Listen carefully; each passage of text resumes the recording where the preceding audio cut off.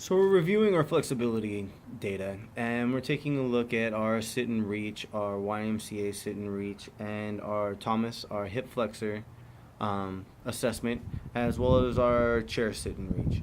So the uh, sit and reach with the box test, we were able to get to 25.5 centimeters, which is still at the lower end of the percentile. Is in the range is need for improvement. The same with our YMCA sit and reach. We were able to reach 15 centimeters, which is a score of 0, which is still considered well below average. Now, our chair sit and reach, we don't really assess a below average or needs improvement just because it's a positive or negative score or a 0 score. In the chair sit and reach, we actually had a negative score. We were at negative 5 centimeters on the best score. Now, why do we actually assess our flexibility? We assess our flexibility because it gives us an idea of our risk to injury during exercise. It also shows a correlation for our range of motion and our strength in terms of our exercises. Now, we can actually move on to our muscular fitness assessment as well. And with our 1RM, we were at our bench press. I performed the 1RM and I didn't have a spotter. So instead of getting a true 1RM, I was just showing you guys exactly what we were going to do. So my max 1RM for the bench press is actually a 205. And if we divide that by 2.2, which will give us our kilograms for what 205 is, it gives us a score of 93.18 kilograms.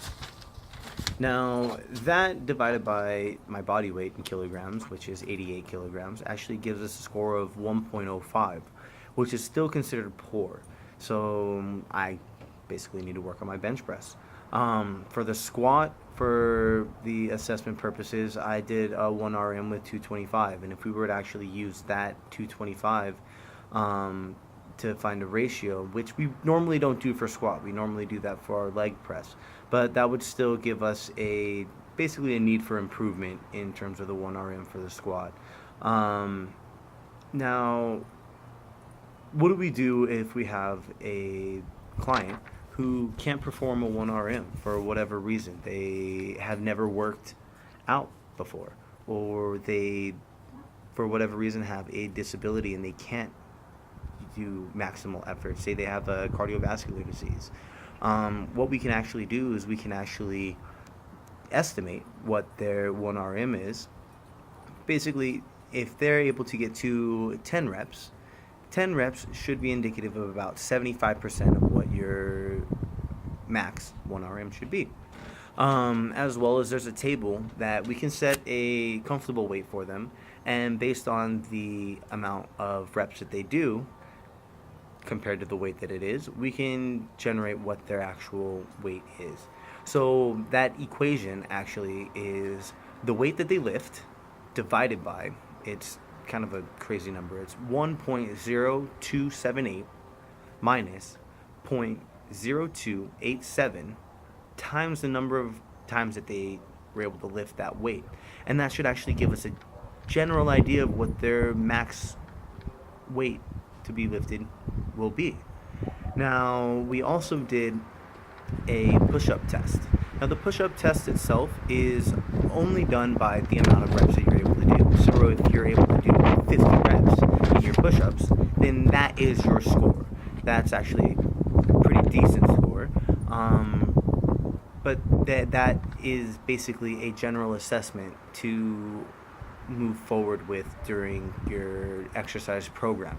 That'll give you a general idea of where your client is and how best to move forward with the exercise program. How hard can you push them? How much weight can you give them and be confident that they'll be able to handle without injuring themselves.